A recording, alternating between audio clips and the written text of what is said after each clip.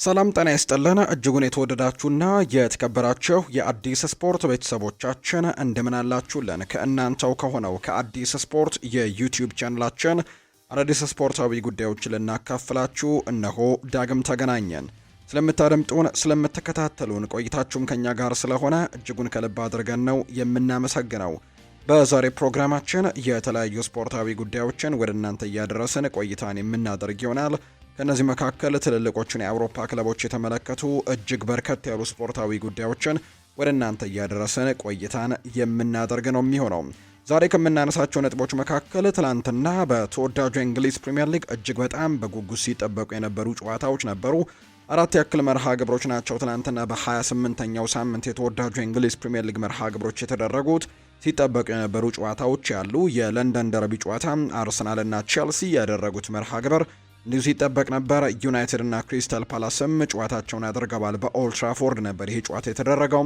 ቶትናም ሌላ አስከፊ ሽንፈትን ትናንትና ያስተናገደበትና 2 ጨዋታዎች ብቻ ያሰልጠኑት ኢጎር ቱዶር አሁን ስለ ስንበት እየተነሳባቸው እንደሚገኝ ጭምር እየሰማን ነው። እነሱን ጉዳዮች እናነሳለን።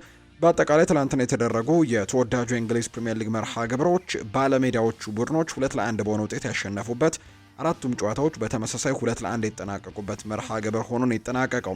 ሌሎችም ታላላቅ የአውሮፓ ሊጎች ትላንትና ጨዋታዎች ነበራቸው። የእነሱንም የጨዋታ ውጤቶች ወደ እናንተ እናደርሳለን። ክለቦችን የተመለከቱ ስፖርታዊ ጉዳዮችንም ማካተን ቀርበናል። ብቻ እናንተ እስከ ፕሮግራማችን ፍጻሜ ድረስ ከኛ ጋር አብራችሁ እንድትቆዩ ነው በአክብሮት የምጋብዘው። ፉአድ ባህሩ የዛሬውን ፕሮግራም እየመራው ከእናንተ ጋር ቆይታን አደርጋለሁ። ቪዲዮአችንን ላይክ፣ ቻናላችንን ሰብስክራይብ እያደረጋችሁ ቆይታችሁን ከኛ ጋር አድርጉ። ከመሸጋገሪያ በኋላ በድጋሚ እንገናኛለን። አብራችሁኝ ቆዩ።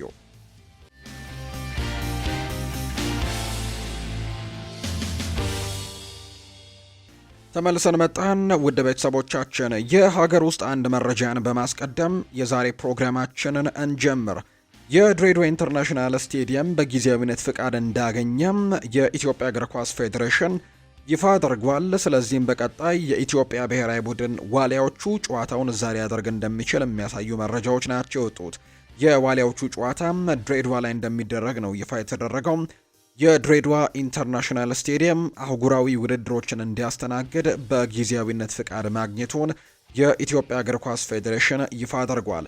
የኢትዮጵያ ብሔራዊ ቡድን በሜዳው የሚያደርጋቸውን ጨዋታዎች በሀገሩ ለማድረግ ለካፍ ያቀረበውን ጥያቄ ተከትሎ የካፍ የስቴዲየም ገምጋሚ ልዑክን ልኮ ከገመገመ በኋላ በጊዜያዊነት ፍቃድ ሰጥተውታል። ይህንን ተከትሎ ካፍ ኢትዮጵያ በቀጣይ ከሳኦ ቶሜና ፕሪንሲፔ ጋር የምታደርገውን የአፍሪካ ዋንጫ ቅድመ ማጣሪያ ጨዋታ ድሬዳዋ ስቴዲየም ላይ እንደምታደርግ ነው የተናገረው። ካፍ ባወጣው መረጃ ወይም በላከው ደብዳቤ መሰረት የድሬዳዋ ስቴዲየም ለአንድ ጨዋታ ብቻ በዝግ ስቴዲየም እንዲያከናወነ ጊዜያዊ ፍቃድ መስጠቱን በመግለጽም ተጨማሪ ምርመራዎችንም እንደሚያደርግና እንዲሁ ደግሞ ይፋ እንደሚደረግ እንዲሁ ደግሞ መልእክትም እንደሚያስተላልፍ ውሳኔም እንደሚያስተላልፍ ጭምር ነው መረጃዎች እየወጡ የሚገኙት። በጊዜያዊነት ግን ድሬዳዋ ስቴዲየም ላይ ጨዋታ እንዲደረግ ነው ፍቃድ የተሰጠው። ወደ ውጭ ሀገር ስፖርታዊ መረጃዎቻችን በቀጥታ እናምራም። የአውሮፓ ታላላቅ ሊጎች ጨዋታዎች ትላንትናም ቀጥለው ተደርገዋል። የተወዳጁ የእንግሊዝ ፕሪምየር ሊግ 28ኛው ሳምንት ጅማሮን ያደረገው ዕለተ አርብ ነበር አስተን ቪላ ባደረገው መርሃ ግብር።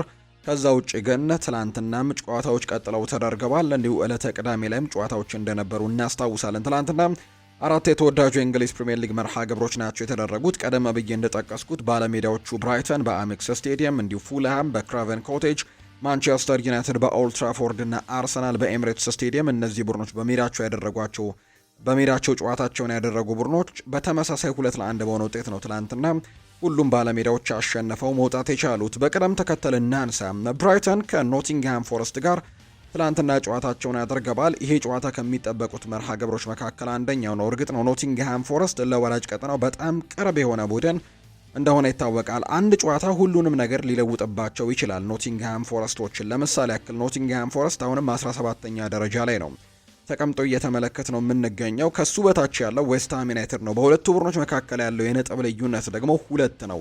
ምናልባት ዌስትሃም ዩናይትድ ቀጣዩን ጨዋታ አሸንፈው ኖቲንግሃም ፎረስት የሚሸነፍ ከሆነ የቦታ ለውጥ ያደርጋሉ ወይም ወደ ወራጅ ቀጠናው የሚገባበት እድል ይኖረዋል እና እያንዳንዱ ጨዋታ ለኖቲንግሃም ፎረስትም ለሌሎች ቡድኖችም እጅግ በጣም ወሳኝ እንደሆነ በርካቶች እየገመቱ ይገኛሉ እና የትላንትናው ጨዋታ በዚህ መልኩ ለኖቲንግሃም ፎረስት እጅግ በጣም ወሳኝ እንደነበር እናስታውሳለን። ነገር ግን በብራይተን ኤንድ ሆቭ አልቢዮን ሽንፈትን ቀምሷል። 2-1 በሆነ ውጤት ነው ትላንትና ብራይተን ኤንድ ሆቭ አልቢዮኖች ያሸነፉት። በሜዳቸው አሜሪካን ኮሚኒቲ ስቴዲየም ያደረጉትን መርሃ ግብር የፋቢያን ሆርዝሌር ቡድን በጎሜዝ እና በዳኒ ዌልቤክ 2 ግቦች በመጀመሪያዎቹ 15 ደቂቃዎች ናቸው ሶስቱም ጎሎች 2-1 ሲጠናቀቅ በአጠቃላይ 3 ጎሎች በመጀመሪያዎቹ 15 ደቂቃዎች የተቆጠሩ ናቸው። ጎሜዝ 6ኛው ደቂቃ ላይ ጎል አስቆጠረ። ከዛ በኋላ ሞርጋን ጊብስ ዋይት እጅግ በጣም ቆንጆ የሆነች ጎልን 13ኛው ደቂቃ ላይ አስቆጥሮ ኖቲንግሃምን አቻ ያደረገ። ከዛ ግን ዳኒ ዌልቤክ ትላንትና ጎል አስቆጥሮላቸው ብራይተን ጨዋታውን 2-1 በሆነ ውጤት አሸንፎ እንዲያጠናቅቅ ያደረገበት ውጤት ነው የተመዘገበው። በዚህም ብራይተን ደረጃውን በትልቁ ማሻሻል የቻለበት ውጤትን ነው ማምጣት የቻለው። ሌላኛው እንዲሁ የተደረገው መርሃ ግብር ደግሞ ፉልሃምና ቶተንሃምን ያገናኘው ጨዋታ ነው። ይሄኛውም ጨዋታ እንዲሁም የሚጠበቅ አይነት መርሃ ግብር ነው። ቶተንሃም በተከታታይ በጣም አስቸጋሪ የውድድር ዘመናትን እያሳለፈ ይገኛል። ምክንያቱም አምና በጣም አስቸጋሪ ጊዜን በአንጌ ፖስት ኮግሉ ስራ አሳልፎ እንደነበር እናስታውሳለን። ከወራጅ ቀጠናው የወራጅ ቀጠናው 18ኛ 19ኛ እና 20ኛ ደረጃን ይዘው የሚያጠናቅቁ ቡድኖች ናቸው የሚወርዱት። ነገር ግን ከነሱ ብቻ አንድ ከፍ ብሎ 17ኛ ደረጃን ይዞ ነበር አምና የአንጌ ፖስት ኮግሉ ቶተንሃም ሆትስፐርስ ያጠናቀቀው። ዘንድሮ ግን እጅግ የከፋውም ሊሆን እንደሚችል በርካቶች ግምቶቻቸውን እየሰጡ ነው። የፕሪሚየር ሊጉ ሌጀንድ አለን ሺረር ጭምር ሳይቀር ቶተንሃም ዘንድሮ የመውረድ ስጋት አለበት ሲል ጭምር ነው የተናገረው። በተለይ ትላንትና ደግሞ ጨዋታቸውን አሸንፈው ምናልባት ደረጃቸውን ያሻሽላሉ፣ ወደ ውጤት ጎዳና የሚመለሳሉ ተብሎ ቢጠበቅም ትላንትና ለፉልሃምም እጅ ሰጥተው አሁንም አጣብቂኝ ውስጥ የገቡበት ውጤት ነው የተመዘገበው። በ29 ነጥቦች 16ኛ ደረጃ ላይ ነው የተቀመጠው ከኖቲንግሃም ፎረስት ጋር የ2 ነጥብ ልዩነት። ወራጅ ቀጠናው ላይ ከሚገኘው ዌስትሃም ዩናይትድ ደግሞ የ4 ነጥቦች ልዩነት ብቻ ነው ቶተንሃም ሆትስፐርስ እንዳለው እየተመለከትን የምንገኘው። እርግጥ ነው በርከት ያሉ ወሳኝ ተጫዋቾቻቸው በርከት ያሉ በቋሚ አስተላለፍ ውስጥ የምናውቃቸው ተጫዋቾች በጉዳት ምክንያት ይህንን ቡድን እያገለገሉ እንዳልሆነ ይታወቃል። ነገር ግን ያም ቢሆን ግን በጣም ከባድ ጊዜያቶችን ሊያሳልፍ የሚችልባቸው ሳምንታቶች ናቸው በቀጣይ እየመጡ የሚገኙት። እርግጥ ነው በትናንትናው ጨዋታ ላይ ለምሳሌ ሮድሪጎ ቤንታንኩር፣ ቤን ዴቪስ፣ ሉካስ ቤርግቫል፣ ሞሐመድ ኩዱስ፣ ዲያን ክሊሴቭስኪ፣ ጄምስ ማዲሰን፣ ዊልሰን ኦዳበርት፣ ክሪስቲያን ሮሜሮ፣ ደስቲን ኡዶጊ እነዚህ በቋሚ አስተላለፍ ውስጥ የምናውቃቸው ተጫዋቾች አብዛኞቹ ቋሚ አስተላለፍ ላይ የምናውቃቸው ተጫዋቾችን በጉዳት ምክንያት ማግኘት አልቻለም። በሌሎች ተጫዋቾች ነው የትላንትናውን ጨዋታ ለማድረግ የተገደደው። ያም ቢሆን ግን ምንም አይነት ነጥቦችን ማግኘት ያልቻለ ቡድን ሆኗል። በቅርብ ነው አሰልጣኝ ኢጎር ቱዶርን እየቀጠሩት። ይሄ ሁለተኛ ጨዋታቸውን የመጀመሪያው በሰሜን ለንደን ደርቢ ጨዋታ ከአርሰናል ጋር ነበር መርሃ ግብራቸውን ያደረጉት። የትላንትናው ጨዋታ ደግሞ ከፉላም ጋር የተደረገ ነው። በሁለቱም ጨዋታዎች ሽንፈት ስለገጠማቸው የአሰልጣኝ ኢጎር ቱዶር ቀጣይ ቆይታ ላይ ራሱ ጥያቄዎች እየተነሱ ይገኛሉ። ሁለቱንም ጨዋታዎች መሸነፋቸውን ተከትሎ አሁን የግድ ውጤት መምጣት ያለበት ሰዓት ነው። በዚህ ሰዓት ስለ ሌሎች ነገሮች ማሰብ እጅግ በጣም ከባድ የሚሆንበት ሰዓትና እያንዳንዱን ጨዋታ በጥንቃቄ መደረግ ያለበት ሰዓት እንደሆነ ይታወቃል። ስለዚህም ቀጣዮቹን ጨዋታዎች ካላሸነፈም እንደነ አለን ሺረር ግምትም ከሆነ ቶተንሃም ሆትስፐርስ ምናልባት ዘንድሮ የመውረድ ስጋት ያለበት ቡድን እንደሆነ ነው እየተገለጸ የሚገኘው።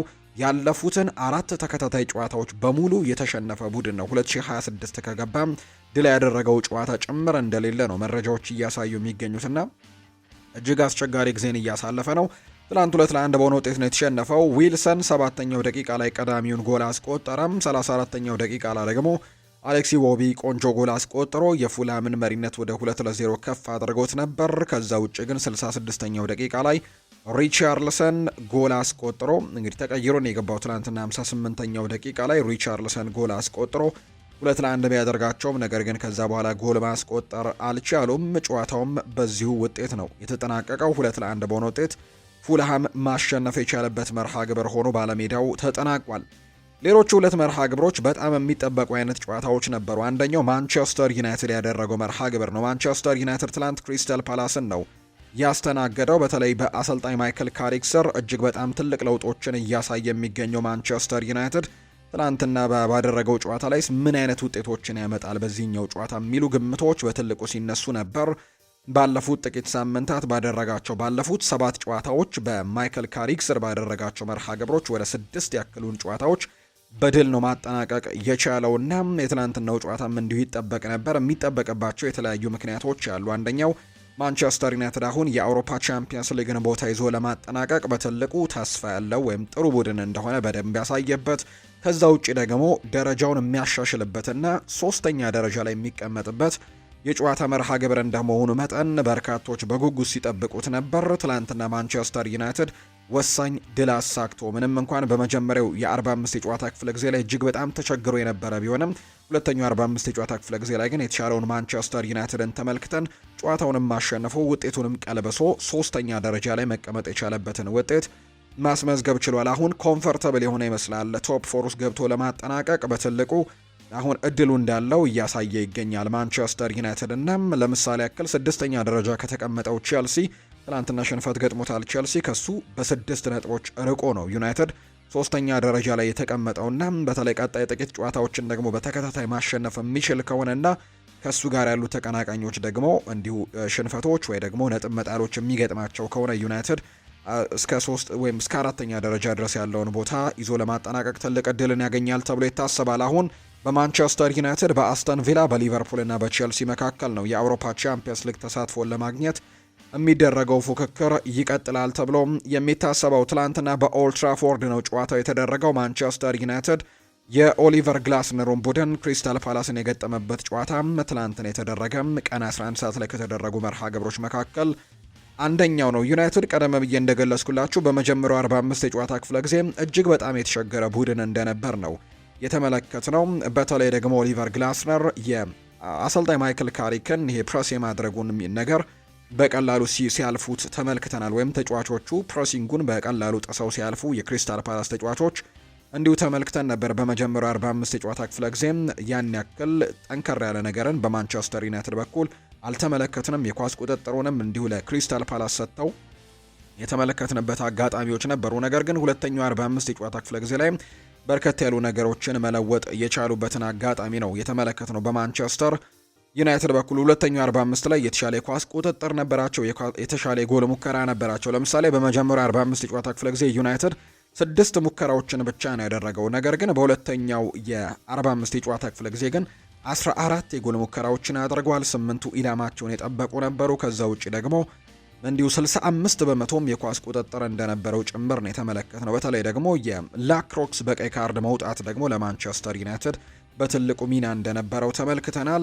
ላክሮክስ 4ኛው ደቂቃ ላይ ቀዳሚውን ጎል አስቆጥሮ ለክሪስታል ፓላሶችን መሪ አድርጎ ነበር። ከማዕዘን ምት የተሻገረ ኳስ ነው በጭንቅላት ገጭቶ ኳስና መረብን ማገናኘት የቻለበትን አጋጣሚ የተመለከትነው። በትላንትናው ጨዋታ በጣም በርከት ያሉ የቆሙ ኳሶች የተቆጠሩበት ቀን ነው ብሎ ማንሳት ይቻላል። በተለያዩ ጨዋታዎች በጣም በርከት ያሉ የቆሙ ኳሶች ተቆጥረዋል። ኑስሩ ማዝራዊ ትላንትና ተቀይሮ ገብቷል። በተለይ ሉክ ሾው ጉዳት ገጥሞት 24ኛው ደቂቃ ላይ ተቀይሮ ወጥቷል። በአንድ አጋጣሚ ከኢስማኤል ሳር ጋር እንግዲህ እግሩን ረግጦት ማለት ነው ጉዳት ገጥሞት ትናንትና ተቀይሮ ሲወጣ ተመልክተነዋል። 24ኛው ደቂቃ ላይ አሰልጣኝ ማይክል ካሪክ ያን ያክል ከባድ ጉዳት እንዳልሆነ ግን ገልጸዋል። በቀጣይ ግን ምርመራዎች እንደሚደረጉለት ጭምር ነው ይፋ ያደረጉት። እኛም የሚፈጠረውን ነገር እየተከታተልን ወደ እናንተ እናደርሳለን። 56ኛው ደቂቃ ላይ ነው ወሳኟ ነገር የተፈጠረችው። ማቲያስ ኩኛ ወደ ፔናልቲ ቦክስ ውስጥ እየገባ በነበረበት ሰዓት ላክሮክስ ጎትቶ በመጣሉ ምክንያት የፍጹም ቅጣት ምትና ቀይ ካርድ ተሰጥቶታል። ስለዚህም በዚህ ምክንያት ማንቸስተር ዩናይትድ የፍጹም ቅጣት ምት አገኘ። ያ ኢንሲደንት እንግዲህ ማቲያስ ኩኛን ብቻውን ከግብ ጠባቂ ጋር የተገናኘበት አጋጣሚ ከመሆኑ ጋር በተያዘና የመጨረሻው ተከላካይ ከመሆኑ ጋር በተያዘ ነው። ግልጽ ጎል የማግባት ኢንሲደንትን በማጨናገፉ ምክንያት ነው ላክሮክስ በቀይ ካርድ እንዲወጣ የተደረገው። የተገኘውን ፍጹም ቅጣት ምትም ብሩኖ ፈርናንዴዝ አስቆጥሮ አቻ ያደረጋቸው። ቤንጃሚን ሼስኮ ትላንትና ሌላ ጎል አስቆጥሮ ካለፉት 8 ጨዋታዎች 7ኛ ጎሉን አስቆጥሮ ትላንትና ለማንቸስተር ዩናይትድ ወሳኝ የሆነ ድልን ማምጣት ችሏል። ትላንትና በቋሚ አስተላለፍ ውስጥ ነው ቤንጃሚን ሼስኮ የተካተተው። ባለፉት ጥቂት ሳምንታት ተቀይሮ እየገባ በጣም ምርጥ የሚባሉ ጎሎችን ለማንቸስተር ዩናይትድ ነጥብ ያመጡ ጎሎችን እያስቆጠረ እንደነበር እናስታውሳለን። በርካቶች ግን ይህ ተጫዋች ተቀይሮ ከመግባት ይልቅ በቋሚ አስተላለፍ ውስጥ መካተት ይኖርበታል የሚሉ አይነት ሀሳቦችን ሲያነሱ ነበር።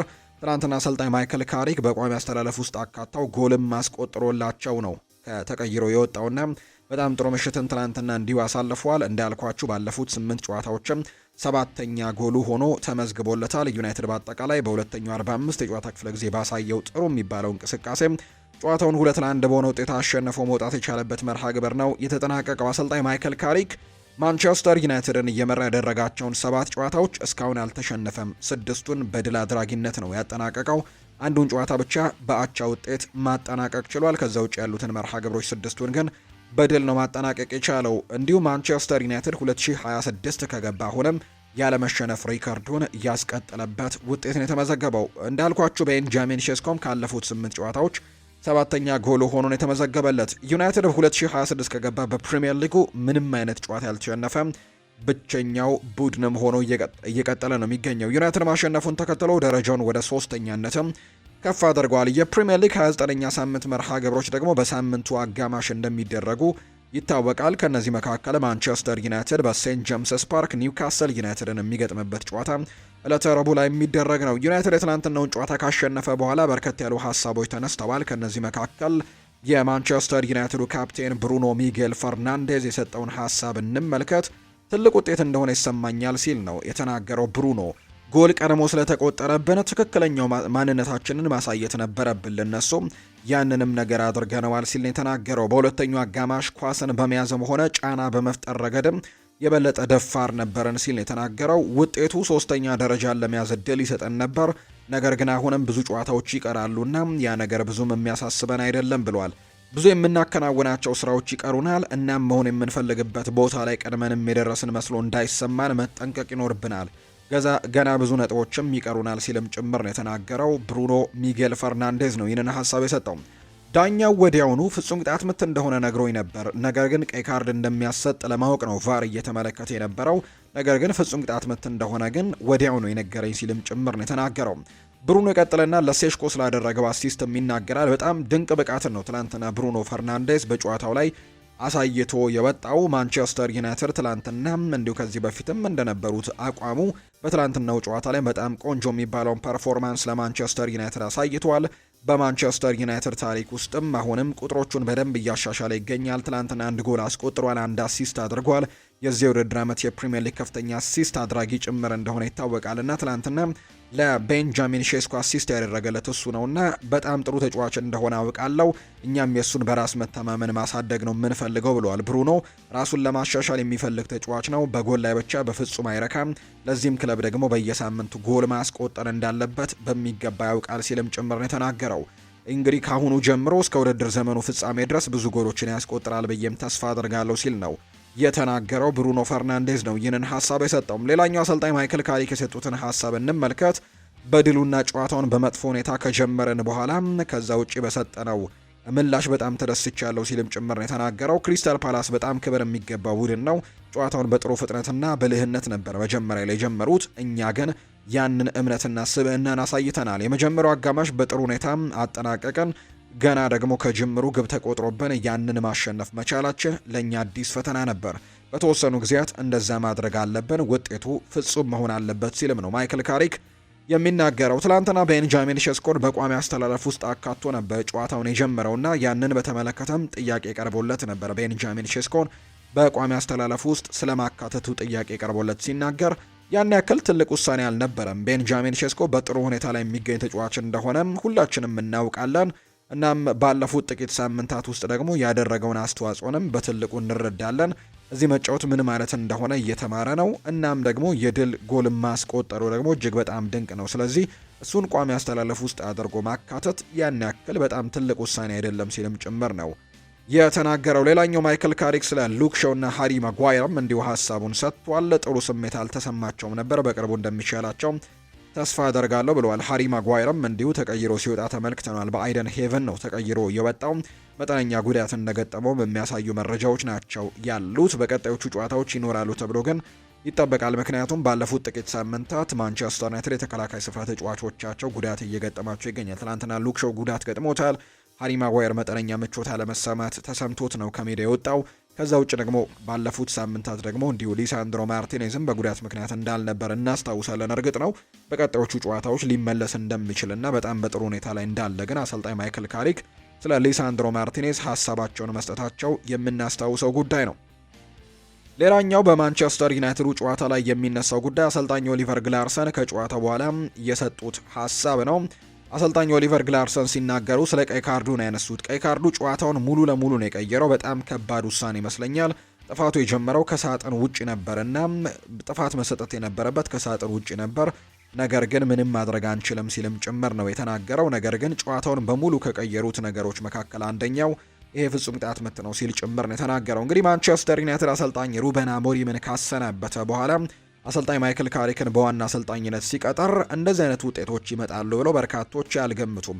በተለይ ደግሞ ተከታታይ ትልልቅ ጨዋታዎች ከመሆናቸው ጋር እንደ መርሃ ግብሩን ሲመለከቱ ማንቸስተር ዩናይትድ ያን ያክል የተወሰኑ ለውጦችን ቢመጡ እንኳን ይህን ያክል ግን በጣም በትልቁ ለውጥ መጥቶ ዩናይትድ 3ኛ ደረጃ ላይ ተቀምጦ በጣም በጥሩ ደረጃ ያጠናቅቃል ብሎ ማሰብ በጣም ከባድ ሊሆን እንደሚችል ያነሱ ነበር በርካቶች። ነገር ግን ማይክል ካሪክ ከመጣ በኋላ ግን ያንን ነገር ማድረግ ችሏል። እንዲሁ የማንቸስተር ዩናይትድ ደጋፊዎች ጭምር ያልጠበቁትን አይነት ስኬትን ነው በቅርብ ሳምንታት ውስጥ ማምጣት የቻለውና የዩናይትድ ኃላፊነትንም ሲሰጡት ጭምርን የማንቸስተር ዩናይትድ ባለሀብቶችና ባለቤቶች ይህን ያክል ውጤትን ያመጣል ብለው እንዳልጠበቁ ነው መረጃዎች የሚያሳዩት። ዩናይትድ ኃላፊነቱን ከመስጠታቸው በፊት ካሪክ ጥሩ ነገር ይሰራል የሚል ግምት ነበራቸው። ነገር ግን አሁን እያሳየ ባለው ደረጃ ግን ይሆናል ብለው በጭራሽ እንዳልጠበቁ ነው የተነገረው። እሱ ሁሉንም ሰው ነው እንግዲህ እያስገረመ የሚገኘው።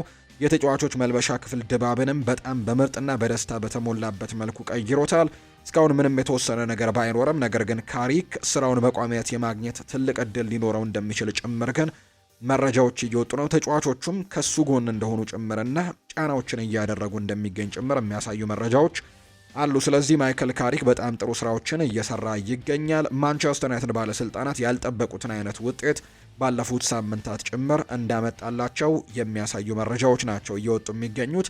የትላንትናውንም ጨዋታ 2-1 ማሸነፉን ተከትሎ ማንቸስተር ዩናይትድ በደረጃ ሰንጠረዡ ላይ ትልቅ መሻሻሎችን ያመጣበት ወይም ደግሞ የሚያመጣበትም ቀጣይ ጨዋታዎች እንዲሆንለትም ጭምር እንዳያደረገ ነው መርሃ ግብሩ የሚያሳየው። 3ኛ ደረጃ ላይ መቀመጥ ችሏል። ቁጥራዊ ነገሮችን እንመልከት። ከትላንትናው የማንቸስተር ዩናይትድ ጨዋታ ጋር በተያያዘ በአጠቃላይ በጨዋታው ላይ የነበረውን ቁጥራዊ መረጃ ስንመለከት ማንቸስተር ዩናይትድ በአጠቃላይ በጨዋታው ላይ 61 በመቶ የኳስ ቁጥጥር ነበረው። 20 የጎል ሙከራዎችን አድርጓል። በዚህ የውድድር ዓመት በርከት ያሉ የጎል ሙከራዎችን በማድረግ በፕሪሚየር ሊጉ የሚጠቀስ አይነት ቡድን እንደሆነ ይታወቃል። ዩናይትድ በተደጋጋሚ ጨዋታዎች ላይ በርከት ያሉ የጎል ሙከራዎችን በማድረግ ይታወቃል። ትላንትናም 20 የጎል ሙከራዎችን አድርገው ከነዛ መካከል ግን 11ዱ ኢላማቸውን የጠበቁ እንደነበሩን የተመለከትነው። ዲን ሄንደርሰን በመጨረሻው ሰዓት ላይ የአማድ ዲያሎንም ሙከራው ያዳነበት መንገድም እጅግ በጣም አስደናቂ እንደነበረች ጭምር ተመልክተናል። 2.16 ኤክስጂ ነው ትላንትና ማስመዝገብ የቻለ ማንቸስተር ዩናይትድ እንዳልኳችሁ 61 በመቶ የኳስ ቁጥጥር ነበረው በጨዋታው ላይ እና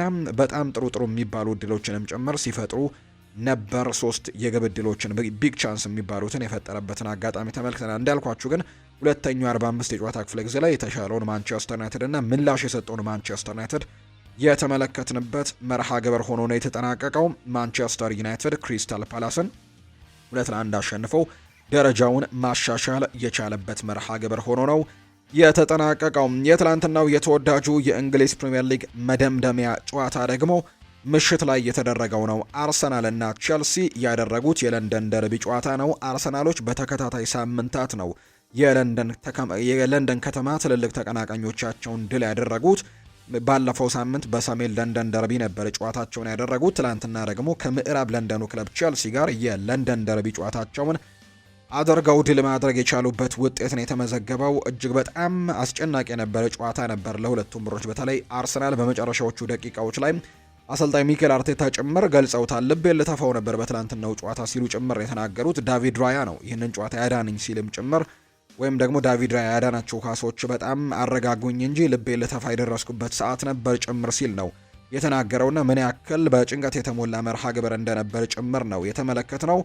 አርሰናልና ቼልሲ በትላንትናው ጨዋታም በጣም ጥሩ የሚባል ፉክክርን ያስመለከቱበት ጨዋታ ሆኖ ተመልክተነዋል። አርሰናሎች የትላንትናውን ጨዋታ 2-1 በሆነ ውጤት ማሸነፍ ችለዋል። 3ቱም ጎሎች የተቆጠሩት ከቆመ ኳስ ነው ወይም ከማዕዘን ምቶች የተቆጠሩ ኳሶች ናቸው። ዊሊያም ሳሊባ የመጀመሪያውን ጎል 21ኛው ደቂቃ ላይ ነው ማስቆጠር የቻለው። ከማዕዘን ምት በተሻገረ ኳስ ነው። ጋብሪኤል ማጋሌሽ በጭንቅላት ገጨው። ከዛም ዊሊያም ሳሊባ ያገኘውን ኳስ እንደገና እሱም በጭንቅላት ገጭቶት ኳስና መረብን አገናኘ።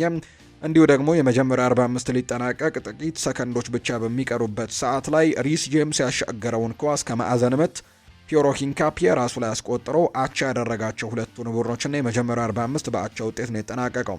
ሁለተኛው 45 ላይ ትልቅ ለውጥን ከፈጠሩ ቀያሪዎች መካከል አንደኛው ጋብሪኤል ማርቲኔሊን ወደ ሜዳ ቀይሮ ማስገባት ነው። ሊያንድሮ ትሮሳርድ ባለፉት ጥቂት ሳምንታት እየተዳከመ እንዳለ እየተመለከተ ነው። በተለይ የውድድሩ ጅማሮች ላይ ወይም ውድድሩ እስከ ግማሽ በነበረው አካባቢ ላይ በጣም ጥሩ የሚባል ፐርፎርማንስን ለአርሰናል ሲሰጡ ከነበሩ ተጫዋቾችና በተለይ በክረምቱ ሊሸጥ ተቃርቦ እንደነበር የምናስታውሰው ነውና እንኳንም አልተሸጠም የሚሉ አይነት ውሳኔዎችም ጭምር እንዲያደርጉ ካደረገባቸው ምክንያቶች አንደኛው ነበር። በጣም ጥሩ የሚባሉ ፐርፎርማንሶችን ሲያሳይ ጎሎችን ሲያስቆጥር የነበረበትን አጋጣሚ እናስታውሳለን። ባለፉት ጥቂት ሳምንታት ግን ያንን ሊያንድሮ ትሮሳርድ በድጋሚ እየተመለከተ ነው አንገኝም። ትላንትና ጋብሪኤል ማርቲኔሊ ተቀይሮ ከገባ በኋላም በርከት ያሉ ጥሩ ነገሮችን ሲያደርግ ተመልክተነዋል። ከዛ ውጭ ደግሞ እንዲሁ በፔድሮ ኔቶን ቀይ ካርድ ተመልክቶ እንዲወጣም ትልቁ ሰበብ የነበረውም የጋብሪኤል ማርቲኔሊ ፍጥነት እንደነበር ጭምር ተመልክተናል። ጋብሪኤል ማርቲኔሊን ቀይሮ ካስገባ በኋላም ጥሩ ነገሮችን ለመፍጠር ሙከራዎችን ያደርገዋል። ጁሪያን ቲምበር ሌላ ከማዕዘን ምት በተሻገረ ኳስ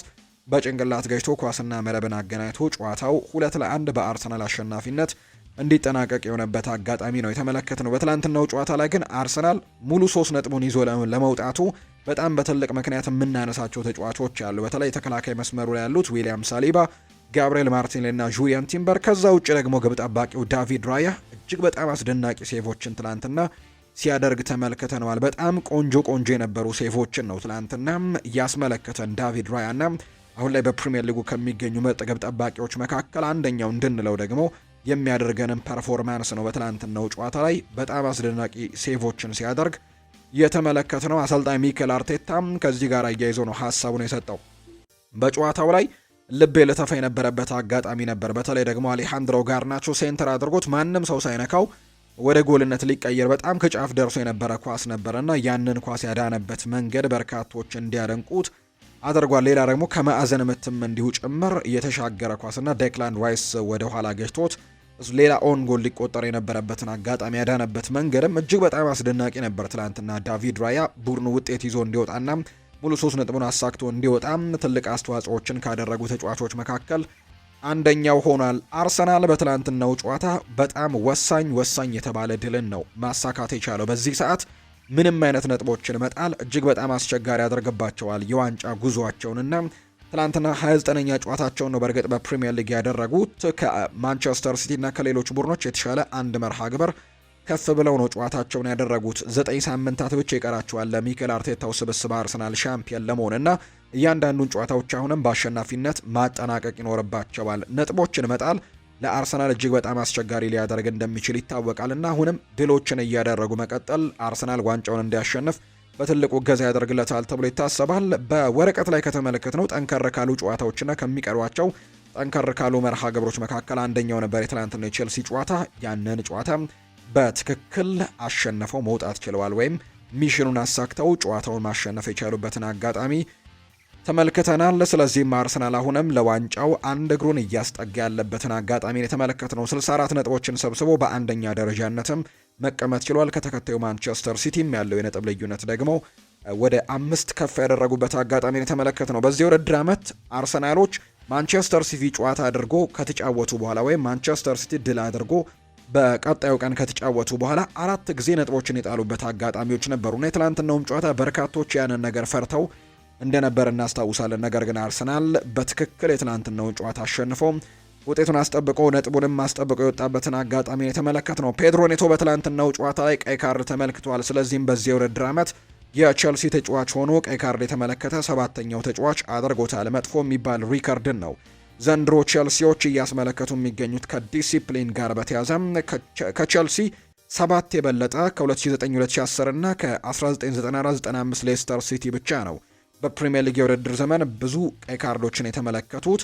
8 ቀይ ካርዶችን ነበሩ እነዚህን ሪከርዶች የተመለከቱት። ነገር ግን ቼልሲ ትናንትና 7ኛ የፕሪሚየር ሊግ ቀይ ካርዱን ተመልክተዋል። ሳንቼዝ ከማንቸስተር ዩናይትድ ጋር በተደረገው ጨዋታ ግብ ጠባቂው፣ ትሬቨር ቻሎባ ከብራይተን ጋር በነበረው ጨዋታ፣ ማሎ ጉስቶ ከኖቲንግሃም ፎረስት ጋር በነበረው ጨዋታ፣ ሞይስ ካይሴዶ ከአርሰናል ጋር በነበረው ጨዋታ፣ ማርኮ ኮሪያ ከፉላም ጋር በነበረው ጨዋታ፣ ዌስሊ ፎፋና ከበርንሌ ጋር በነበረው ጨዋታና ትላንት ፔድሮ ኔቶ ከአርሰናል ጋር በነበረው ጨዋታ ቀይ ካርድ የተመለከቱበት መርሃ ግብሮች ሆነው ነው የተጠናቀቁት። በአጠቃላይ አርሰናል ጨዋታውን አሸንፈዋል። በቀጣይ ደግሞ በሳምንቱ አጋማሽ ከብራይተን ኤንድ ሆቭ አልቢዮን ጋር በአሜክስ ስቴዲየም ሌላ ተጠባቂ ጨዋታ የሚያደርጉ ነው የሚሆነው። የሚገባንን 3 ነጥብ ያሳካ ነው ብለዋል ዩሪያን ቲምበር ከትላንትናው ድል በኋላ። የአርሰናልን የማሸነፊያ ግብ ያስቆጠረው ዩሪያን ቲምበር ቡድናቸው የሚገባውን 3 ነጥብ አሳክቶ እንደወጣ ጭምር ተናግሯል። ጨዋታውን ማሸነፍ ይገባናል ያለው ዩሪየን ቲምበር በራሳችን መኩራት እንችላለን ሲል ነው አስቴቱን የሰጠው። አክለውም በአርሰናል ከቡድን አጋሮቼ ጋር ለበርካታ ዋንጫዎች እየተፎካከረ በመሆኑ እንደሚኮራ ጭምር ነው የተናገረው። አርሰናል አዲስ ሪከርድንም አስመዝግበው ነው ትላንትና የወጣው። የሰሜን ለንደኑ ክለብ አርሰናል በሊጉ በአንድ የውድድር ዓመት በርካታ የማዕዘን ምት የማስቆጠር ሪከርድን ተጋርቶ መውጣት ችሏል። ትላንትና 2 የማዕዘን ምት ኳሶችን ማስቆጠሩን ተከትሎ አርሰናል 16 የማዕዘን ምት ሲያስቆጥሩ ከዚህ በፊት ተይዞ የነበረውን ሪከርድም መጋራት ችለዋል። አርሰናል ትላንትና ቼልሲ ላይ 2 የማዕዘን ምት ግቦችን ማስቆጠር ችለዋል። በአጠቃላይ ሪከርዱ ተይዞ የነበረው 2016-2017 የነበረው ዌስት ብሮሚች አልቢየን ነበር 16 የማዕዘን ምቶችን በማስቆጠር ቀዳሚ የነበሩት። ከዛ ውጪ አልደሃም የተባለ ቡድንም 1992-93 የውድድር ዓመት ላይ እንዲሁ 16 የማዕዘን ምት ጎሎችን አስቆጥሮ ነበር። 9 ሳምንታት እየቀሩት አርሰናል ግን ሌላ 16 የማዕዘን ምት ጎሎችን ማስቆጠር ችሏል። ዘንድሮ በጣም ጥንካሬው እንደሆነ ይታወቃል የማዕዘን ምቶችን ማስቆጠር እና ከዚህ በኋላ ያስቆጥራል ተብሎ ስለሚጠበቅ ሪከርዱን የግሉ የማድረግ በጣም ትልቅ እድል ይኖረዋል ተብሎ ይታሰባል። አርሰናሎች ግን ትናንትና በዚህ የውድድር ዓመት በፕሪሚየር ሊጉ 16ኛ ከማዕዘን ምት የተሻገረ ወይም ከቆመ ኳስ ወይም ከሴት ፒስ ተሻግሮ የተቆጠረ ጎል እንደሆነ ጭምር ነው እየተመለከተን የምንገኘው። አርሰናል የቆመ ኳስ መሪ ነው ብለዋል የቼልሲው ካፕቴን ሪስ ጄምስ ነው ይህንን ሀሳብ የሰጠው። የሰማያዊዎቹ ተጫዋች የሆነው ሪስ ጄምስ አርሰናልን በቆመ ኳስ መርታት በጣም አዳጋች ነገር ነው ሲልም ጭምር ነው አስተያየቱን የሰጠው። በአሁኑ ሰዓት በእግር ኳስ ይበልጡኑ ግብ የሚቆጠርበት ወይም የሚገኝበት አጋጣሚ ከቆመ ኳስ እየሆነ ነው ሲል ሪስ ጄምስ ይናገራል። አርሰናል በዓለም ላይ የቆመ ኳስ መሪ ነው ሲል የገለጸው ሪስ ጄምስ እነሱን ለማቆምም በጣም አስቸጋሪ ነው ሲል ጭምር ይናገራል። 2 ግቦችን አስቆጥሮብናል፣ በጣም ተበሳጭቻለሁ፣ ነገር ግን ወደፊት መቀጠል ይኖርብናል ሲልም ጭምር ነው ሪስ ጄምስ ከትላንትናው ጨዋታ በኋላ ሀሳቡን እየሰጠ የሚገኘው። ሌላኛው አሰልጣኝ ሊያም ሮስኒየር ናቸው ከቆመ ኳስ ጋር በተያያዘ ሀሳባቸውን የሰጡት። ሳምንቱን ሙሉ የእነሱን የቆመ ኳስ ለማስቆም ስንሰራ ነበር የቆየ ነው ሲል ነው ሊያም ሮስኒየር ሀሳቡን የሰጠው። የቼልሲ ዋና አሰልጣኝ ሊያም ሮስኒየር ሲናገር አርሰናል በቆመ ኳስ ረገድ የዓለም ምርጡ ቡድን መሆኑን እናውቃለንና ያንን ነገር ለማስቆም ደግሞ ሳምንቱን ሙሉ ስንሰራ ነበር፣ ነገር ግን አልቻልንም። አሁንም የቆመ ኳስ በጣም ምርጡ ቡድን እንደሆነ አስመስክረውን የወጡት ሲልም ነው የተናገረው ሊያም ሮስኒየር። የመጀመሪያው ጎል አስደናቂ ነበር ያሉት ሊያም ሮስኒየር አርሰናል በቆመ ኳስም የዓለም ምርጥ ቡድን ነው ብለዋል። ሳምንቱን ሙሉ እነሱን ለማስቆም ስንሰራ ነበር፣ ነገር ግን አልተሳካም። እንዲሁ ፍጹም ተሳስታችኋልም ልትሉኝ ትችላላችሁ። እነሱን ለማስቆም ሲሰሩ አልነበረም ብላችሁ ካሰባችሁ ፍጹም ተሳስታችኋል ሲልም ጭምር ነው ሀሳቡን የሰጠው። ይህንን ሀሳብ የሰጠው ሊያም ሮስኒየር ነው። ለብሴ ልትወጣ ነበር ብሏል፣ ነገር ግን ራያ መልሶታል ሲልም ጭምር ሀሳቡን ሰጥቷል። ሚኬል አርቴታ የአርሰናሉ አሰልጣኝ የሆነው ሚኬል አርቴታ ቡድናቸው ውጤቱን የተሻለ ማድረግ እድል አግኝቶ እንደነበረም ጭምር ነው የተናገረው። ከቀይ ካርዱ በኋላ የተለየ ነገር ይፈጠራል ብለን ጠብቀን ነበር ያሉት አርቴታ፣ ነገር ግን ሊሆን አልቻለም ሲልም ነው የተናገረው። ዳቪድ ራያ የጋርናቾን ሙከራ ስላዳነበት አጋጣሚ የተጠየቁት አርቴታ ልቤ መስራት አቁሞ ነበር፣ ነገር ግን ዳቪድ ራያ ወደ ህይወት መለሰኝ ወይም ሊመለሰኝ በቦታውም አግኝቼዋለሁ ሲልም ጭምር ነው የተናገረው። አክለውም ዳቪድ ራያ ከመሪዎቹ አንደኛው ነው፣ ትኩረቱን እንዴት መጠበቅ እንዳለበት የሚያውቅ ግብ ጠባቂ ነው ሲል አውድሶታል። ዴክላን ራይስም ቀይሩኝ ብሎ ነው የወጣው። መጠነኛ ጉዳትም ሳይገጥመው አይቀርም፣ በቀጣይ ምርመራዎች ይደረጉለታል፣ ነገር ግን መጠነኛ ህመም ብቻ ነው ሲል አሰልጣኝ ሚኬል አርቴታ ሀሳቡን ሰጥቷል። ከብራይተን ጨዋታ ላይ እንገመግመዋለን ሲልም ጭምር ነው አሰልጣኝ ሚኬል አርቴታ ሀሳቡን እየሰጠ የሚገኘው። ከትላንትናው ጨዋታ ጋር አያይዞ ሀሳቡን ሲናገርና በጣም አስደናቂ ምሽትን አሳልፈናል ሲልም ነው አርቴታ የተናገረው። በጣም ወሳኝ ድልንም አሳክተር ወጥተናል ሲል የተናገረው። ሲቲ ከአርሰናል የተሻለ እግር ኳስን ይጫወታል ያለው ደግሞ ያያ ቱሬ ነው። የቅርብ የማንቸስተር ሲቲ ተጫዋች የሆነው ያያ ቱሬ የለንደን ደርቢ ጨዋታ አበሳጭቶኛል ሲልም ነው አስቴቱን የሰጠው። በፈጣን ማጥቃትና ጎሎች የታጀበ ደርቢን ጠብቄ ነበር፣ ነገር ግን ያንን ያልተመለከትኩም ብሏል ያያ ቱሬ። ጨዋታው በጣም ያበሳጫል ሲልም ነው የተናገረው። ጥሩ እግር ኳስን ስንጠብቅ 3 የቆመ ኳስን አስመልክተውን ውጤቱ ለአርሰናል በጣም ጥሩ ነው፣ ነገር ግን ተመልካቹ ከዚህ የተሻለ ነገር መጠበቅ አለበት ሲልም ነው የተናገረው። ማንቸስተር ሲቲ ሊጉን እንደሚያሸንፍ ተስፋ አደርጋለሁ ሲል ነው የቀድሞው የሲቲ ተጫዋች የነበረው ያያ ቱሬ የተናገረው። ሲቲ ከአርሰናል በጣም የተሻለ እግር ኳስን ነው የሚጫወተው ሲልም ጭምር ያያ ቱሬ ሀሳቡን እንደሰጠ ነው እየተመለከትን የምንገኘው። ለረጅም ጊዜ እዚህ እንደምቆይ ተስፋ አደርጋለሁ ብሏል አሰልጣኝ ሊያም ሮስኒየር ሲናገር። የሰማያዎቹ ዋና አሰልጣኝ ሊያም ሮስኒየር በክለቡ ለረጅም ጊዜ መቆየት እንደሚፈልግ ነው የተናገረው። በክለቡ ውስጥ የሚደረጉ ትልቅ ለውጦችም ማብቂያ እንደሚሆን ተስፋ አደርጋለሁ ብለዋል ሲል ነው አሰልጣኙ ሊያም ሮስኔር የተናገረው። አክሎም ለዚህ ለረጅም ጊዜ መቆየት እንደምችልና ለክለቡ የሚገባውን ስኬትም እንደማመጣ ተስፋ አደርጋለሁ ሲልም ጭምር ነው የተናገረው። ከኤንዞ ማሬስካ ስንብት በኋላ ሶስተኛ ጨዋታው ነው ከአርሰናል ጋር ያደረገው። ነገር ግን በሶስቱም ጨዋታዎች ላይ ሽንፈት ነው የገጠመው። ሁለት ጨዋታዎችን በካራባው ካፕ እንዲሁ አድርገው በስታንፈርድ ብሪጅ እና በኤምሬትስ ስቴዲየም ጨዋታቸውን አድርገው ተሸንፎ እንደነበር እናስታውሳለን ሊያም ሮስኒየር።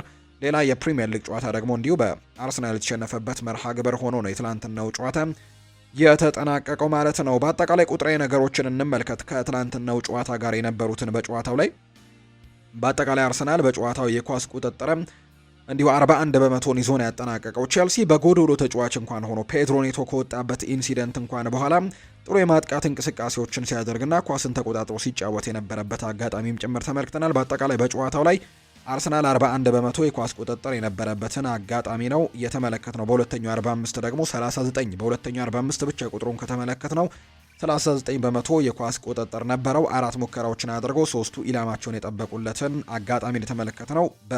በሁለተኛው 45 ነው ይህንን የተመለከት ነው። 41 በመቶ ነበር በአጠቃላይ የኳስ ቁጥጥራቸው። 59 በመቶ ቼልሲ የኳስ ቁጥጥር ነበረው። በትናንትናው ጨዋታ ላይ አርሰናል 12 የጎል ሙከራዎችን አድርጓል። በአጠቃላይ በጨዋታው በአንጻሩ ቼልሲ 9 የጎል ሙከራዎችን ነው ማድረግ የቻለበትን አጋጣሚ የተመለከት ነው። ኤክስጂያቸውን ከተመለከትን እንዲሁ አርሰናል 1.09 ቼልሲ ደግሞ 1.07 አስመልክተው ነው የትላንትናው ጨዋታ የተጠናቀቀው። ለአርሰናል እጅግ በጣም ወሳኝ የነበረ ድል ሆኖ ግን ተጠናቋል የትላንትናው ጨዋታ። በመጨረሻም የደረጃ ሰንጠረዡንና አንዳንድ ቁጥራዊ መረጃዎችን እናገራችሁ።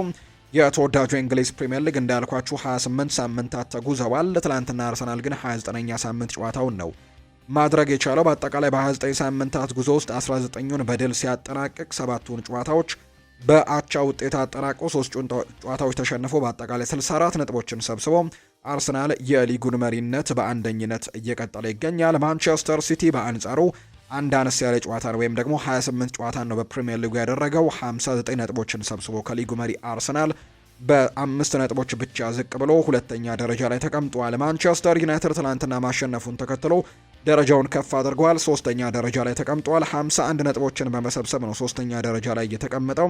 አስተን ቪላን በተመሳሳይ 51 ነጥቦች አሉት። ነገር ግን ባለፉት ተከታታይ ጨዋታዎች እንዲሁ ነጥቦችን ማጣቶችን እየተመለከትን እንገኛለን በአሰልጣኝ ኡናይ ኤምሪ ቡድንና ያንም በደረጃ ሰንጠረዡ ላይ ዝቅ እንዲሉ አድርጓቸዋል። በ51 ነጥብ አራተኛ ነው የተቀመጠው። ሊቨርፑል አምስተኛ ደረጃ ላይ ነው የሚገኘው በ48 ነጥቦች አምስተኛ ተቀምጠዋል። ከዩናይትድ እና ከአስተን ቪላ በ3 ነጥቦች ዝቅ ብሎ ነው አምስተኛ ደረጃ ላይ የተቀመጠው። ቼልሲ በአንጻሩ 45 ነጥቦችን ሰብስበዋል። በሳምንቱ አጋማሽ ደግሞ ከአስተን ቪላ ጋር ጨዋታቸውን እንደሚያደርጉ ይታወቃልና እሱም ጨዋታ ይጠበቃል። 45 ነጥቦችን ሰብስቦ እሱም 6ኛ ደረጃ ላይ የተቀመጠ ቡድን ያደርገዋል። ኒውካስል ዩናይትድ በ36 ነጥቦች 13ኛ ነው። ቶተንሃም ሆትስፐርስ በ29 ነጥቦች 16ኛ ደረጃ ላይ ተቀምጧል። የወራጅ ቀጠናው ላይ ዌስትሃም ዩናይትድ በ25 ነጥብ 18ኛ፣ በርንሌ በ19 ነጥብ 19ኛ እና ወልቭስ በ13 ነጥብ 20ኛ ደረጃ ላይ የተቀመጡ ቡድኖች ናቸው። ከፍተኛ ግብ አስቆጣሪነቱን እየመራ የሚገኘው የማንቸስተር ሲቲው ተጫዋች የሆነው ኤርሊንግ ብራውት ሃላንድ ነው። 22 ጎሎችን በማስቆጠር በአንደኝነት ተቀምጧል። ኢጎር ቲያጎ ከብሬንትፈርድ 18 ግቦችን በማስቆጠር ሁለተኛ ደረጃ ላይ የሚገኝ ተጫዋች ነው። ከዛ ውጪ አንቷን ሴሜኒዮ በ14 ደግሞ ግቦች ሶስተኛ ደረጃ ላይ የተቀመጠ ተጫዋች እንደሆነ ነው እየተመለከትን የምንገኘው። አንቷን ሴሜኒዮ 14 ግቦችን አስቆጥሯል ከሲቲም። ሁጎ ኤኪቲኬ እና ዣኦ ፔድሮ ደግሞ 11 ግቦችን በማስቆጠር አራተኛ ደረጃ ላይ የተቀመጡት። የአሲስቱን ደረጃ ስንመለከት ብሩኖ ሚጌል ፈርናንዴዝ ከማንቸስተር ዩናይትድ 13 ግቦችን በማስቆጠር 13 አሲስቶችን በማድረግ በአንደኝነት ተቀምጧል።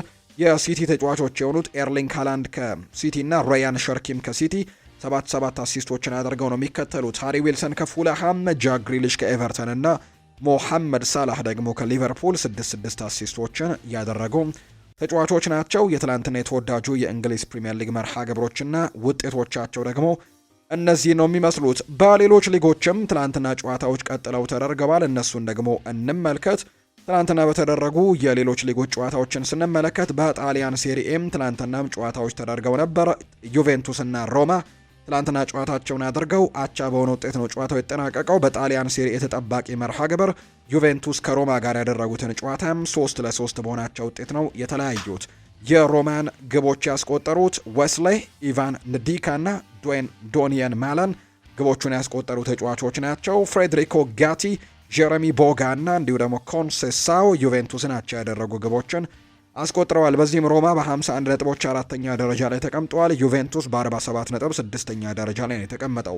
በቀጣይ ዩቬንቱስ ከፒየትሳ ጋር ጨዋታውን ሲያደርግ፣ ዤኖዋ ደግሞ ከሮማ ጋር የሚያደርገው መርሃ ግብር የሚጠበቅ ነው የሚሆነው። በሌሎች የጣሊያን ሴሪ የትናንትና መርሃ ግብሮች ደግሞ ክሮምኔንሴ እና ኤሲ ሚላንም ጨዋታቸውን አድርገው በኤሲ ሚላን 2-0 አሸናፊነት የተጠናቀቀ መርሃ ግብር ሆኖ ነው የተጠናቀቀው። ትናንትና ለኤሲ ሚላን ሁለቱን ግቦች ማስቆጠር የቻሉት በመጨረሻዎቹ ደቂቃዎች 90ኛውና 94ኛው ደቂቃ ላይ ነው የተቆጠሩት።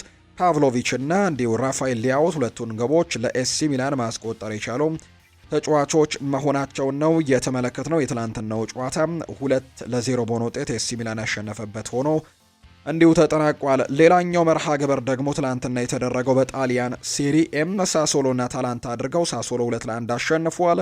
ሌላኛው ቶሪኖ ላትሲዮን 2-0 ያሸነፈበት መርሃ ግብር ትላንትና የተደረገ መርሃ ግብሮች ናቸው። ዛሬ በጣሊያን ሴሪ ፒየትሳና ቦሎኛ ጨዋታቸውን ያደርጋሉ።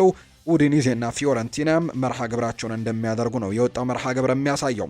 በስፓኒሽ ላሊጋም ትላንትና ጨዋታዎች ቀጥለው ተደርገዋል። ኤልቼ ከኤስፓኞል 2-2፣ ቫሌንሲያ በሜዳው ሜስታያ ኦሳሱናን 1-0 አሸንፈዋል። ሪያል ቤቲስ እና ሲቪያ 2-2 ጨዋታቸውን ሲያጠናቀቁ ሴልታ ቪጎ ዢሮናን 2-1 በሆነ ውጤት ማሸነፍ ችሏል። ዛሬ በስፓኒሽ ላሊጋ ተጠባቂው ጨዋታ ይደረጋል። ከምሽት 5 ሰዓት ሲል ሪያል ማድሪድ እና ሄታፌ የሚያደርጉት መርሃ ግብር የሚደረግ ነው የሚሆነው። በኤል ኢስታዲዮ ሳንቲያጎ ቤርናቢው የሚደረግ ጨዋታ እንደሆነ ነው የወጣ መርሃ ግብር የሚያሳየው። በጀርመን ቡንደስሊጋ ስቱትጋርት ቮልስበርግን 4-0 አሸንፈዋል። አይንትራክ ፍራንክፈርት ፍራይበርግን 2-0 ያሸነፈበት መርሃ ግብር ትላንትና የተደረገ ነው። አረቢ ለብዚሽ ደግሞ ሃምበርግን 2-1 ያሸነፈበት ውጤት ትላንትና ነው። በፍሬንች ሊጓን ፓሪስ አዲስ አዳጊው ኒስን 1-0 አሸንፎታል። ሊል ናንተስን እንዲሁ በተመሳሳይ 1-0 ነው ያሸነፈው። ብሮሽትም ሜትዝን በተመሳሳይ 1-0 አሸንፏል። ሎሪዮና አንዤ 2-2 ሲያጠናቅቁ ኦሎምፒክ ደማርሴ ትላንትና ወደ ድል ተመልሷል። ኦሎምፒክ ሊዮንን 3-2 በሆነ ውጤት ያሸነፈበት መርሃ ግብር ትላንትና በአውሮፓ ታላላቅ ሊጎች የተደረጉ የጨዋታ መርሃ ግብሮች ነበሩ። አሁን ደግሞ ክለቦችን የተመለከቱ ስፖርታዊ ጉዳዮችን ነው ወደ እናንተ የምናደርሰው። የሊቨርፑል ጉዳዮችን በማስቀደም እንጀምር። አርነ ስሎት ማክሰኞ ለሚካሄደው የወልቭሱ ጨዋታ ነገ ለሚያደርጉት መርሃ ግብር ማለት ነው ፍሎሪያን ቬርትስ ደህና ይሆናል ወይ የሚል ጥያቄ ቀርቦላቸው ነበር። ምላሻቸውንም ሰጥተዋል። ማክሰኞ የሚሆን አይመስለኝም፣ በጣም ይፈጥናል። የሚቀጥለው ሳምንት ግን የመድረሱ ነገር አስቸጋሪ ይሆናል ሲልም ጭምር ነው የተናገረው አሰልጣኝ አርነ ስሎት። ሊቨርፑል ክረምት ወቅት ለአሊሰን ትልቅ ዋጋ ከቀረበላቸው ምናልባት ንግግሮችን ሊያደርጉ እንደሚችሉ የሚያሳዩ መረጃዎችም እየወጡ ይገኛሉ። ምክንያቱም የተጫዋችም ከእድሜው መግፋት ጋርም በተያዘ በቀጣይ እንግዲህ ጥሩ ገንዘብ የሚቀርብላቸው ከሆነ ይህንን ተጫዋች ስለመሸጥ ሊያስቡ የሚችሉበት እድሉ እንዳለ ነው መረጃዎቹ የወጡት። የሙሐመድ ሳላ በክረምቱ ከክለቡ መልቀቅ ከጊዜ ወደ ጊዜም እየጨመረ የመጣ ሲሆን ዝውውሩ በመጨረሻም የሚወሰነው ካለው እውነተኛ ፍላጎትና የደሞዝ ጥያቄ መሟላት መቻል ጋር እንደሆነ ይነገራል። የተጫዋቹ መዳረሻም ሳዑዲ አረቢያና የአሜሪካ ሜጀር ሊግ ሶከር ሊሆኑ የሚችሉ አማራጮች ናቸው። ሊቨርፑል በሚቀጥለው ዓመትም በነፃ እንዲለቅ አይፈልጉም። በ2027 በነፃ እንዲለቅ ስለማይፈልጉ በሚቀጥለው ክረምት ላይ ሙሐመድ ሳላህና ሊቨርፑል ሊለያዩ የሚችሉበት እድል እንዳለ የሚያሳዩ መረጃዎች ናቸው ይፋ የተደረጉት። ማንቸስተር ዩናይትድን የተመለከተ መረጃንም እናንሳ። የማንቸስተር ዩናይትድ ተጫዋቾች ማይክል ካሪክ ቋሚ አሰልጣኝ ሆኖ እንዲሾምም ግፊት እያደረጉ ነው። ተጫዋቾቹ እሱን እንደ ጥሩ መንፈስም ይመለከቱታል፣ የሚሰጣቸውን ነፃነት ያደንቁታል፣ እንዲሁም በጥልቅ ደግሞ የእግር ኳስ እውቀቱ ተደንቀዋል። አብዛኞቹ ተጫዋቾች እሱ ለረጅም ጊዜ በኃላፊነቱ ቢቀጥል ደስተኛ እንደሚሆኑ ጭምር ነው ዘሰን የተባለ የመረጃ ምንጭ ይፋ ያደረገው።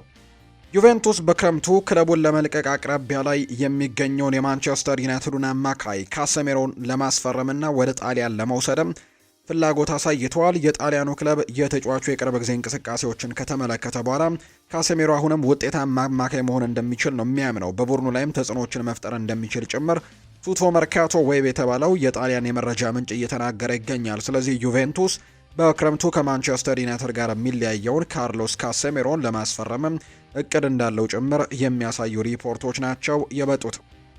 ሌላኛው የምንመለከተው ጉዳይ ይህ ያሳዩት ተከታታይ ውጤት ማይክል ካሪክን ጨምሮ ለሁሉም ሰው በጣም አስገራሚ ሆነ ይመስለኛል ብሏል ጋሪ ኔቨል ሲናገር። ማይክል ካሪክ በህልሙ እንዲህ አይነት ነገር ይፈጠራል ብሎ አልጠበቀም ነበር። ነገር ግን ተመልከቱ፣ ካሪክ ሁልጊዜም ቢሆን ብልህና ውጤታማ ሰው ነው ብሎታል። ሁልጊዜም ቢሆን ምርጥ ስብዕናና ጸባይ ያለው ነገሮችን የማረጋጋት ትልቅ ችሎታ ያለውና ግርግር የማይፈጠር ረጋ ያለ ሰው ነው ሲል ጋሪ ኔቭል ጨምሮ ይናገራል። ጋሪ ኔቭል ይቀጥልና ማይክል ካሪክ ቡድኑ ካለበት ሁኔታ አንስቶ አሁን ወዳለበት ጥሩ ደረጃ ላይ ማድረሱ ከምንም በላይ አስገርሞኛል። በመጀመሪያዎቹ 2 ጨዋታዎች ከሊጉ ተፎካካሪዎች ከአርሰናልና ከሲቲ ጋር ያሳዩት የብቃት ደረጃ እጅግ በጣም ድንቅና የማይታመን ነበር ሲልም ጭምር ነው የተናገረው። ይህ በፍጹም አልጠበቅኩትም ነበር። እኔ ብቻ ሳልሆን ማንም ሰው እንዲህ አይነት ነገር ይጠብቃል ብዬም አላሰብኩም ሲልም ጭምር ነው የተናገረው። ማይክል ካሪክ አሁን ላይ ማድረግ ያለበት እስከ ውድድር ዘመኑ መጨረሻ ድረስ ይህንኑ ውጤት አስጠብቆ መጓዝ ብቻ ነው ብሏል ጋሪ ኔቨል ሲናገር። ይህኛው ለዚህ ትልቅ ድርሻ ያለው የትናንትናው የጨዋታ ውጤትም እንደ ፓላስ ያሉ ጨዋታዎች ሊያደናቅፉ የሚችሉ ነበሩ፣ ነገር ግን ያንን አልፈውታል። ስለዚህም ጥንቃቄ ያስፈልግ ነበር። በእኔ እይታ በዚህ ሰዓት ማይክል ካሪክ ለቋሚ አሰልጣኝነት በግንባር ቀደምትነት ያለ ይመስለኛል። አሁን እየሆነ ያለው ነገርን ስመለከት ለቻምፒየንስ ሊግ ተሳትፎ ያለምንም ጥርጥር ይገባሉ ብዬ አስባለሁ። ካሪክ ግን ጠንቃቃ ሰው ነው። በየሳምንቱ የሚመዘገቡ ውጤቶችም አያታልልም፣ ችላም አይልም ሲልም ጭምር ነው ጋሪ ኔቭል የተናገረው። ሌላኛው ማይክል ካሪክ ስለ ሊሳንድሮ ማርቲኔዝ የተናገረው ሀሳብ አለ። ወደ ሜዳ ለመመለስ እጅጉን ተቃርበዋል፣ ለጥቂት ጊዜ ብቻ መታገስ ይኖርብናል ሲል ነው ማይክል ካሪክ ስለ ሊሳንድሮ ማርቲኔዝ የጉዳት መጠን ሀሳቡን የሰጠው። የቼልሲው ቶድ ቦህሊ ይናገራሉ። ተጫዋቾችን ሳስፈርም ሲቲ የፈለገውን እያየሁ ነበር የምገዛው ብለዋል ቶድ ቦህሊ። አሜሪካዊው የቼልሲ ባለቤት ቶድ ቦህሊ ክለቡን ሲረከቡ ገጥሟቸው ስለነበረው ክለቡን የማስተዳደር ፈተና ይፋ አድርገዋል። በ2022 ክረምት ላይ ሁሉንም ነገር ኃላፊነት ለቀው እንደነበር ያነሱት ቶድ ቦህሊ ኃላፊዎቹ ለቀው ወጥተው ነበር፣ ሳላስበው ራሴን ስፖርቲንግ ዳይሬክተር ሆኜ ያገኘሁት ይላሉ። ይሁን እንጂ እኔ ልምድ አልነበረኝም። ተጫዋቾች ሲገዙም ጥሩ ተጫዋች ማን እንደሆነ የመለየትም ልምድም ጨርሶ አልነበረኝም ሲል ነው ያስታወሰው። ነገር ግን አንድ ስልት ቀየስኩኝ፣ እቅዴም አስደናቂና ቀላል ነበር የሚሉት ቶድ ቦህሊ እሱም ማንቸስተር ሲቲን መከታተል ነበር ብለዋል። ማንቸስተር ሲቲ ማርክ ኮሬያን ለማስፈረም ሲጠይቅ እኔም እከታተለዋለሁ፣ ያን ያክል ቀላል ነበር ሲልም ጭምር ነው የተደመጡት። እንግዲህ ይህንን ሀሳብ የሰጡት ቶድ ቦህሊ ናቸው። በዚህ ሪያል ማድሪድ ጉዳዮችን እናንሳ። በቪኒ ጁኒየር እና በሪያል ማድሪድ መሀል ላይ ያለው ውል ስለማደስ ያለው ቀጥተኛ ንግግሮች አሁንም እየተካሄዱ ይገኛሉ። በሻቪ አሎንሶ ስር ደስተኛ ያልነበረው ቪኒ ጁኒየር አሁን ላይ አርቤሎ ባሳየው ድጋፍና በቡድን ውስጥ ጠቃሚ እንደሆነ እንዲሰማው ስላደረገው እንዲሁ ደስተኛ እንዲሆን ያደርጎታል ብሏል ዲያሪዮ አስ ባወጣው መረጃ። ሪያል ማድሪድ ቪኒ ጁኒየር ምርጥ ብቃቱን መልሶ እንዲያገኝ የማያቋርጥ ጥረት አድርጓል። ሁሉንም የቪኒ ተቃዋሚዎች በነበሩበት ሰዓትም ሪያል ማድሪድ ከጎኑ መሆንም ድጋፉን አሳይቶታል ብሏል ዲያሪዮ አስ በመረጃው። ለሪያል ማድሪድ መፈረም ህልሜ ነበር ብሏል ኤዲን ሃዛርድ ሲናገር። በቼልሲ ያሳለፍኩት የመጨረሻ የውድድር ዘመኔ ሳይጀመር በፊት ራሱ ለመልቀቅ እያሰብኩኝ ነበር። እዚህ ቆያለሁ፣ ነገር ግን ሪያል ማድሪድ እኔን ለማስፈረም ከመጣ ግን እለቃለሁ ብዬ ተናግሬ ነበር ሲል ነው ኤዲን ሃዛርድ የተናገረው። ኤዲን ሃዛርድ ይቀጥልና ሮናልዶን ለመተካት በጭራሽ አልመጣሁም ይላል። ምክንያቱም እያወራሁ ያለሁት በየቀኑ ጎሎችን ስለሚያስቆጠር ከተጫወተበት በላይ ስላስቆጠራቸው ጎሎች የሚወሩለትን ተጫዋች ስለመተካት ነው። ይህንን ተጫዋች መተካት እጅግ በጣም ከባድ ነውና እኔ ሮናልዶን ለመተካት ወደ ማድሪድ አልመጣውም። ወደ ማድሪድ የሄድኩት ራሴን ለመሆን ነው ሲልም ይናገራል። እሱ በእያንዳንዱ ጨዋታ ብዙ ጎሎችን እያስቆጠረ ከሜዳ ይውጣል። እኔ ግን አንድ ጎል ብቻ ለማስቆጠር የምቸገርባቸው ብዙ ጊዜያቶች ነበሩ። እኔ ራሴን ኤዲን ሃዛርድ ሆኜ ነው የሄድኩት፣ እናም ደግሞ ተመችቶኛል ብሏል ኤዲን ሃዛርድ ሲናገር። አሪፍ ብቃት ላይ ነበርኩኝ። ከዛም ቶማስ ሙኒህ መቼም በማረሳው ኃይል መጥቶ መታኝ፣ እናም ጎዳኝ። ለእኔ ደግሞ በጣም ከባድ ነበር። እናም ማውቆ እንዳደረገው አስባለሁ። እኔን መጉዳት ፈልጎ ነበር። ቆይቶም እንድጎዳ ይፈልግ እንደነበር ነግሮኛል። በቸልሲ ያለው ከ2-3 ዓመታት በፊት በተመሳሳይ ጉዳት ይቸገር ነበር። ከዚያ ጉዳት አገገሜ ከሌቫንቴ ጋር ለመጫወትም ስመለስ ደግሞ ተመሳሳይ ቁርጭምጭሚቴ ላይ ሌላ ጉዳት ድጋሚ አጋጠመኝ። ያኔ ችግሮች ሁሉ ጀመሩ ሲል ነው ኤዲን ሃዛርድ ስለ ጉዳት ነገሩም የተናገረው። ከዛሬው ጨዋታ ጋር አያይዘው አሰልጣኝ አልቫሮ አርቤሎዋ የተለያዩ ጉዳዮችን አንስተዋል። እንዲሁ ካነሷቸው ነጥቦች መካከልም ኤምባፔ ከሲቲ ጋር በቤርናቢው ይጫወታሉ የሚል ጥያቄ ቀርቦለት ነበር። ቀን በቀን የምናየው ይሆናል። እያገገመ ነው ወይ የሚለውን ነገርም ነው የምንመለከተው። አሁን ላይ የመመለሻ ጊዜን ማስቀመጥና የራስን ፍላጎት ብቻ መተግበር አስፈላጊ አይደለም። ይህንን አይተን የምንወስን ይሆናል። 100% አቅሙን እንዲሰጠን እንፈልጋለን። ይህ በሚሆንበት ሰዓት ደግሞ ወደ ሜዳ ይመለሳል ብሏል አርቤሏ። የኤምባፔ ችግርን እናውቃለን። እናም እሱን ችግር ለመፍታት መከታተል ያለብን እቅድን እናቅዳለን። እቅዱ በደንብ እንዲያገግም መፍቀድና ከመመለሱ በፊትም ምርጥ የአካል ብቃቱን መድረሱን ማረጋገጥ ነው ብሏል አርቤሏ። ሮድሪጎ ለኛ በጣም አስፈላጊ ተጫዋች ነው፣ ቁልፍ ተጫዋችም ይሆናል። እሱን መልሼ እስካገኝም መጠበቅ አልቻልኩም ብሏል አርቤሏ። የቪኒ ብቃት እንዲመለስ የነበረኝ ሚና ምንድነው ተብሎም ተጠይቆ ነበር። እኔ ምንም አላደረኩም። ምስጋናው ሁሉ ቪኒ ራሱ ነው መውሰድ ያለበት። የሚደነቅ ተጫዋች ነው። እምነትና ፍቅር ብቻ ነው የሰጠሁት። እናም የቡድን አጋሮቹ ደግሞ ብዙ ካሶችን እንዲያቀርቡለትም ነግሬያቸዋለሁ ብሏል አርቤሏ ሲናገር። ቲያጎ ፓራቲቺ ባለተሰጥኦ ተጫዋች ነው። ከዚህ በኋላ ደግሞ ለሚያደርጋቸው የሚችላቸውን ሁሉንም ታያላቸው። ፈጣን ነው። ሁሌም ደግሞ የሚያጠቃ፣ የሚንቀሳቀስ፣ ጠንካራ፣ ጫናን የሚፈጥር፣ ኳስን ቶሎ የሚገፋ፣ ይህንን ሁሉ እያለው በተጨማሪም በጫና ውስጥ ሆኖ እንኳን ኳስን ለመቀበል የማይፈራ አይነት ደፋር ተጫዋች ነው ብሎታል። በጥሎ ማለፍ ጨዋታዎች ባሳየው ድንቅ ብቃትም ሁላችሁም እንደምትገረሙበት አውቅ ነበር። የሆነው ግን መጀመሪያ ለሱ ሙሉ እምነቴን በመስጠቴ ነው። ከዚያም በኋላ ቲያጎ ከዋናው ቡድን ጋር መጫወቱን የሚቀጥል ይሆናል ሲል ነው አርቤሎ የተናገረው። ድጋሚ ከማንቸስተር ሲቲ ጋር ስለመጫወትም ሲናገር በሁለት ኃያላን ቡድኖች ውስጥ የሚጠበቅ አጓጊ ድልድል ነው። ሁሌም ሪያል ማድሪድ የሚያዝናኑበት ጨዋታ ነው። ምክንያቱም የሲቲ ጥንካሬና እኛን የሚፈትንበት መንገድም ጨዋታውን ተጠባቂ ያደርገዋል ሲል ነው አርቤሎ የተናገረው። ለዛሬው ጨዋታ ጓግተናል። ሄታፌ በጣም ፈታኝና በቡድን ደግሞ የሰለጠነ አይነት ቡድን ነው። በጨዋታው ላይ ውጤቱ ጠባብ እንደሚሆን የሚያደርጋቸው መንገዶች ያሏቸው። እናም የእነሱን አጨዋወት መላመድ ስለሚኖርብን የተለየ ጨዋታ ስታይልን እንድንተገበር ያስገድዱናል ሲልም ነው አርቤሎ የሚናገረው። የኬሊያን ምባፔ ጉዳትን ተከትሎ ጎንዛሎ ጋርሲያ ጎልቶ የሚወጣበት ጨራሽ 9 ቁጥር አጥቂ ሆኖ እንዲቀጥል ወርቃማ እድል እንደተሰጠው ነው የሚነገረው። በዚህም የውድድር ዓመት ጎንዛሎ ጋርሲያ 6 ጎሎች ሲኖሩት ሁሉም ደግሞ ኬሊያን ምባፔ ሜዳ ውስጥ ባልነበረበት ሰዓት ያስቆጠራቸው ጎሎች ናቸው ብለዋል ዲያሪዮ አስ በመረጃው።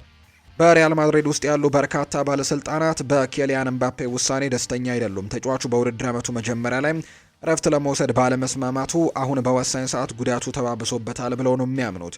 ከዚህ በተጨማሪም በማድሪድ ገና ቁልፍ ጨዋታዎች እያሉ ለሚመጣው የዓለም ዋንጫ ላይ ብቁ ሆኖ ለመሳተፍ ቅድሚያ በመስጠት ለማገገም እቅድ በመያዙ በክለብ ውስጥም ብስጭት እንዳስከተለ ጭምር አንዳንድ የመረጃ ምንጮች ሀሳቦቻቸውን እያጋሩ ነው የሚገኙት። ሮበርት ሌቫንዶስኪ ጉዳት አጋጥሞታል። የባርሴሎናው የፊት መስመር አጥቂ የሆነው ሮበርት ሌቫንዶስኪ ጉዳት እንዳጋጠመው ይፋ ተደርጓል። ተጫዋቹ በቪያሪያሉ ጨዋታ የግራ አይኑ አካባቢ ጉዳት እንደገጠመው ነው በምርመራ የተረጋገጠው። ይህንን ተከትሎ ሌቫንዶስኪ ባርሴሎና በቀጣይ ከአትሌቲኮ ማድሪድ ጋር በሚያደርገው ጨዋታ ያመልጠዋል። ባርሴሎና ከአትሌቲኮ ማድሪድ ጋር ተጠባቂ የኮፓ ዴል ሬይ የመልስ ጨዋታን ያደርጋል። ክሪስቲያኒ ጥፋተኛነቱ ከተረጋገጠም እዚህ ያለው ቆይታ ያበቃልታል ብለዋል ጆዜ ሞሪኒዮ። ፖርቱጋላዊው የቤኔፊካ አሰልጣኝ ጆዜ ሞሪኒዮ በቪኒሲዮስ ጁኒየር ላይ ክሪስቲያኒ የዘረኝነት ክስ ጉዳይ ላይ አስቴታቸውን ሰጥተዋል። በጨዋታው ወቅት ስለሰጡት አስቴት ያነሱት ሞሪኒዮ የራሴን መከላከልና ሌላውን ማጥቃት ባልፈልግም ሚዛናዊ ለመሆን ነበር ጥረቴ ብለዋል። በትልቅ ጉዳይ ላይ ገለልተኛ መሆንን እመርጣለሁ ያሉት ጆዜ ሞሪኒዮ ነገር ግን እንደ ዜጋና እንደ አሰልጣኝ ደግሞ ማንኛውንም መገለልን እንዲሁ ደግሞ መድሎንም እቃወማለሁ ብለዋል። አክሎም ክሪስቲያኒ ጥፋተኛ ሆኖ ከተገኘ ግን እዚህ ያለው ነገር ያበቃለታል፣ ቆይታው ይጠናቀቃል ሲሉ ጭምር ነው የተናገሩት። የፋይናሊስማ ዋንጫ ጨዋታ ተራዝሟል። የኳታር እግር ኳስ ፌዴሬሽን በሀገሪቱ ባለ የደህንነት ስጋት ምክንያት ሁሉም ውድድሮች ላልተወሰነ ጊዜ አራዝመዋል። ይህንን ተከትሎ ለሳምንታትም ከሳምንት በኋላ በካታር ሊካሄድ የነበረው የፋይናሊስማ ዋንጫ ጨዋታ ተራዝሟል። ውድድሩ ከኳታር ውጪ በሌላ ሀገር ይካሄዳል ወይስ ደግሞ ኳታር ወደ ውድድር እስክትመለስ ይጠበቃል የሚለው አዘጋጆቹ እስካሁን አላሳወቁም። የፋይናሊስማ ዋንጫ በጨዋታው በኮፓ አሜሪካና በአውሮፓ ዋንጫ አሸናፊ መካከል የሚደረግ ጨዋታ ነው። በዚህ ዓመት በፋይናሊስማ ዋንጫ ጨዋታ አርጀንቲናና ስፔን ናቸው ለፍጻሜ ጨዋታቸውን እንደሚያደርጉ የወጣላቸው መርሃ ግብር የሚያሳየው። የተወደዳችሁና የተከበራችሁ ቤተሰቦቻችን ለዛሬ ያዝንላችሁ አዳዲስ ስፖርታዊ ጉዳዮቻችን እነዚህ ነው የሚመስሉት። ስላደመጣችሁን፣ ስለተከታተላችሁን ቆይታችሁም ከኛ ጋር ስለነበር እጅግ ከልብ አድርገን እናመሰግናለን። ፉአድ ባህሩ የዛሬውን ፕሮግራም እየመራው ከእናንተ ጋር ቆይታን አድርጌያለሁ። በቀጣይ ፕሮግራሞቻችን ሌሎች ስፖርታዊ ጉዳዮችን፣ ሌሎች አዳዲስ መረጃዎችን አካተን በድጋሚ ተመልሰን የምንገናኝ ይሆናል። ለዛሬ ግን ስላዳመጣችሁኝ ከልብ አድርጌ ነው የማመሰግነው። በቀጣይ ፕሮግራሞቻችን እንገናኛለን። መልካም ጊዜ፣ መልካም ቆይታ፣ መልካም ቀንም እንዲሆንላችሁ በአክብሮት ተመኘሁኝ።